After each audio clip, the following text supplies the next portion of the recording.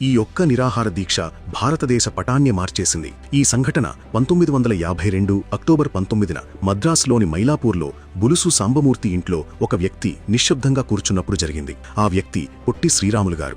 ఒకే ఒక్క డిమాండ్ కోసం ఆహారాన్ని వదులుకున్నాడు. తెలుగు మాట్లాడే ప్రజల కోసం ప్రత్యేక ఆంధ్ర రాష్ట్రం ఏర్పాటు చేయాలి, మద్రాసు నగరాన్ని కూడా అందులో చేర్చాలి. కానీ ఆ సమయంలో మద్రాసు ముఖ్యమంత్రి సి రాజగోపాలాచారి మద్రాసు నగరంపై తెలుగువారికి హక్కు లేదు అని చెప్పడం ద్వారా దానిని తీవ్రంగా వ్యతిరేకించారు. దీని కారణంగా లక్షలాది మంది తెలుగు ప్రజల ఆత్మగౌరవం తీవ్రంగా దెబ్బతింది. తెలుగు సమాజం మద్రాసు అభివృద్ధిలో వారు పెద్ద కృషి చేశారని నమ్మింది. త్వరలోనే ఈ నిరాహార దీక్ష గుర్తింపు, ఆత్మగౌరవం కోసం పోరాటంగా మారింది. రోజులు గడిచిపోయాయి. అతని నిరాహార దీక్ష 50 రోజులు కొనసాగింది. పొట్టి శ్రీరాములు గారు చాలా బలహీనంగా మారుతున్నాడు. కానీ ఢిల్లీలోని కాంగ్రెస్ పాలన దానిని తీవ్రంగా పరిగణించలేదు. డిసెంబర్ 9, 1952న ప్రధానమంత్రి జవహర్లాల్ నెహ్రూ రాజాజీకి లేఖ రాశారు. పరిస్థితిని అంచనా వేయండి. ఇప్పుడు 58 రోజులు గడిచాయి. తరువాత 1952 డిసెంబర్ 15 ఈ పోరాటం జీవితం కంటే పెద్దదిగా మారిన రోజు వచ్చింది. పొట్టి శ్రీరాములు తన ప్రాణాలను అర్పించారు. ఆయన మరణం మొత్తం దేశాన్ని కుదిపేసింది. ఇప్పటి వరకు శాంతియుతంగా కొనసాగుతున్న ఉద్యమం అకస్మాత్తుగా హింసాత్మకంగా మారింది.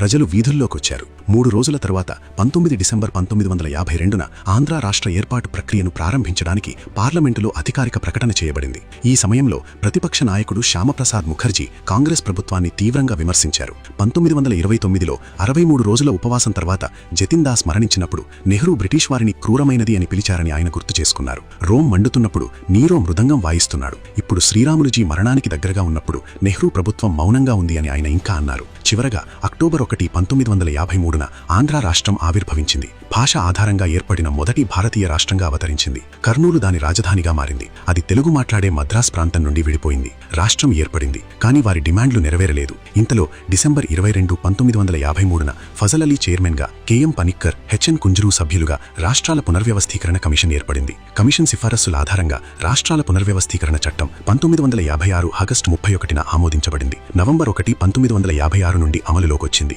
రాష్ట్రాల పునర్వ్యవస్థీకరణ చట్టం భారతదేశంలోని రాష్ట్రాలు, కేంద్రపాలిత ప్రాంతాలను భాషా ప్రాతిపదికన వ్యవస్థీకరించిన మార్పు. దీని ఫలితంగా 14 రాష్ట్రాలు, 6 కేంద్రపాలిత ప్రాంతాలు ఏర్పడ్డాయి. అమరజీవి పొట్టి శ్రీరాములు త్యాగం నేటికీ భారత సమాఖ్య వ్యవస్థకు పునాది.